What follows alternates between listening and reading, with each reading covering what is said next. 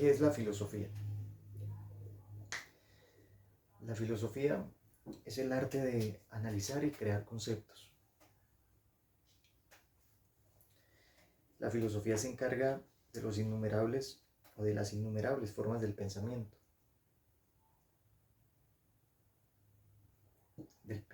científico, de las formas del pensamiento científico, de la biología, de las matemáticas, de la medicina, de la arquitectura. Se encarga de todos los sistemas hermenéuticos que fluctúan en cada una de esas ciencias. Se encarga también de las formas del saber político, de las formas de coerción, coacción, de todas las formas que fluctúan al interior de esos saberes, de las formas del derecho, de las formas de captura, de las formas de penalización, de los mecanismos de captura, de las formas de comprobación de verdad, etcétera, etcétera. Pero también se encarga del pensamiento más coloquial o más convencional. Se encarga del pensamiento cotidiano, de las formas o de las prácticas que se desarrollan de manera diacrónica.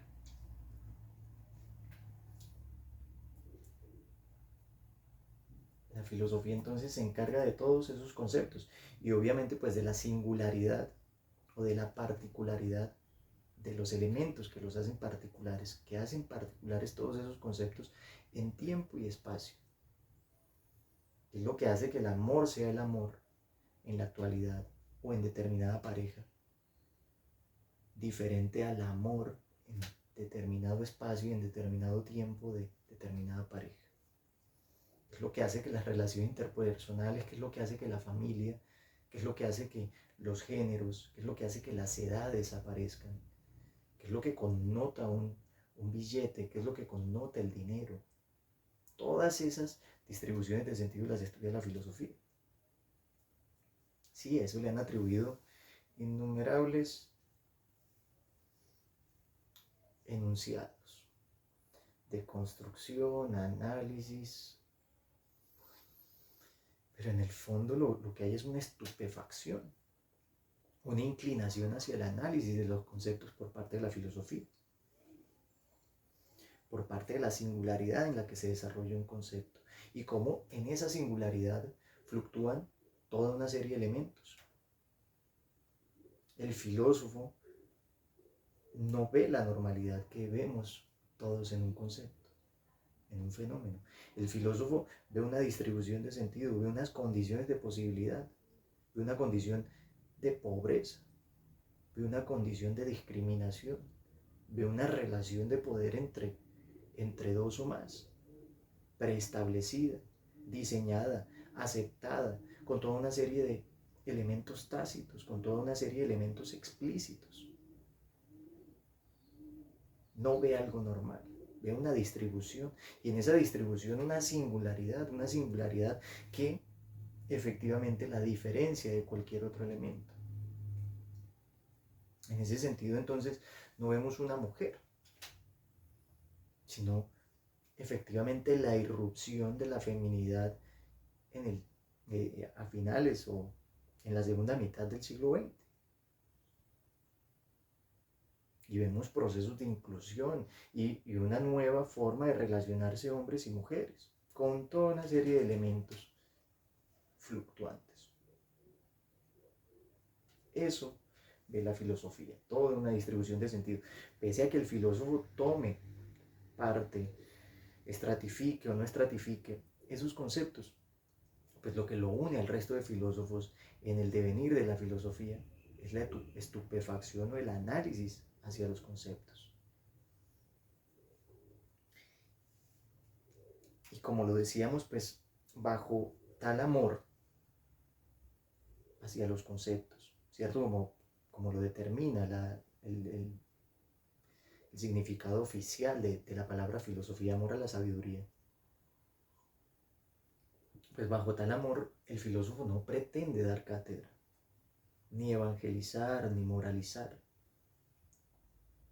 Más allá de que algunos filósofos lo hagan y se tomen toda una serie de atribuciones y se conviertan en la vedette y se conviertan en en elementos políticamente correctos o que se adscriban al orden político, al orden de los estados.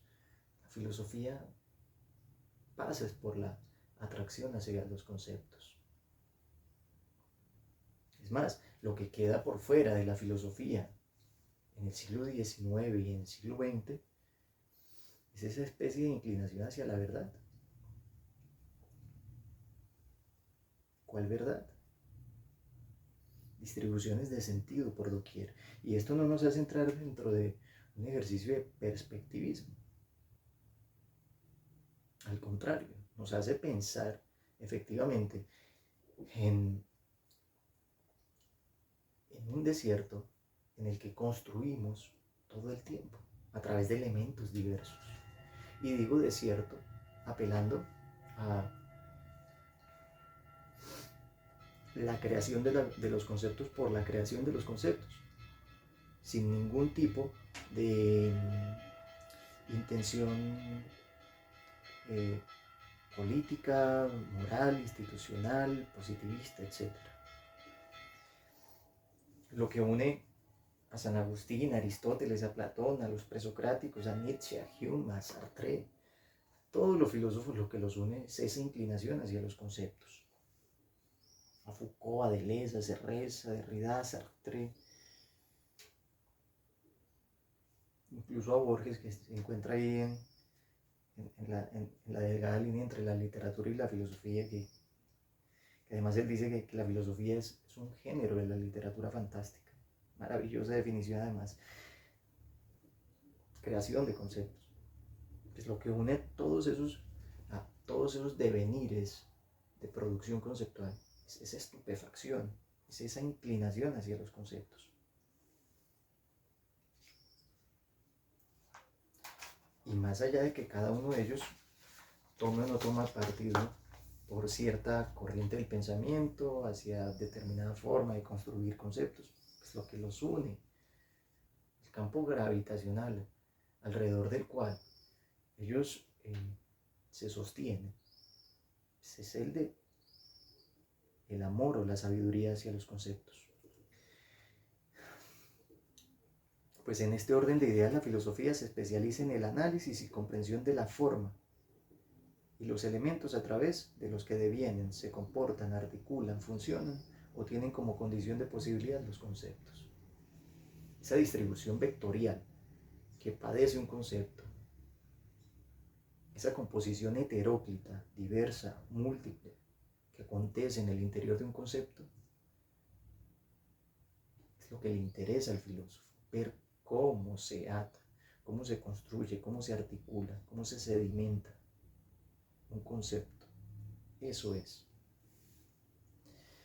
Mientras la filosofía analiza o escudriña alrededor del funcionamiento de cualquier elemento, también la filosofía se envuelve en devenires creativos. Mientras la filosofía además está analizando, pues también se hace creativa, crea a partir de conceptos a partir de los cuales toda una serie de mecanismos encuentran voz. Karl Marx, por ejemplo, durante el siglo XIX no cesó en la idea de analizar e interpretar el funcionamiento de fenómenos económicos. Marx se siente estupefacto frente a la idea de la moneda, frente a la idea del dinero, el advenimiento del dinero, el valor abstracto de un billete. Como el billete es un elemento extrañísimo. Es un pedazo de papel o un pedazo de metal que nos hace acreedores o no en calidad de coeficiente de toda una serie de elementos, o nos cohíbe de ellos. Pero ese elemento misterioso, ¿cómo funciona? Es lo que se va a preguntar Marx. Es lo que lo mantiene a él estupefacto. Y dentro del ejercicio de interpretación y análisis de toda una serie de fenómenos, pues crea toda una serie de elementos que se van a volver, incluso hasta para el argot popular, mecanismos de análisis, de enunciación, de producción conceptual, cosmológica, por doquier. Eso termina pasando con Marx. Marx en ese análisis crea. Sí, no es que cree las palabras, crea la distribución de sentido. Hace un análisis tal del capitalismo que eso se queda en el río, en el devenir absoluto de Occidente. Esas relaciones que establece Marx entre las clases sociales, entre el proletariado y las clases dueñas de los mecanismos de producción, y esa plusvalía que se enraiza entre esos dos sectores. Ese análisis de Marx hace audible todo un fenómeno. Marx crea una forma de leer, una forma de articular, crea un criterio, una distribución de sentido. Entonces tenemos que esa estupefacción pasa a través de un análisis y a la vez una creación de conceptos. Marx, además de ser un intérprete de conceptos, es un productor de conceptos, mediante los que una serie de prácticas sociales inherentes al capitalismo se hicieron visibles a través del lenguaje. Pues bueno, hasta ahí tenemos algo así como el ser de la filosofía. O hasta ahí podemos entrever lo que puede la filosofía, lo que define la filosofía. Y en ese sentido, al filósofo lo define su capacidad de especializarse en conceptos. El filósofo es el especialista en conceptos. Marx es el especialista.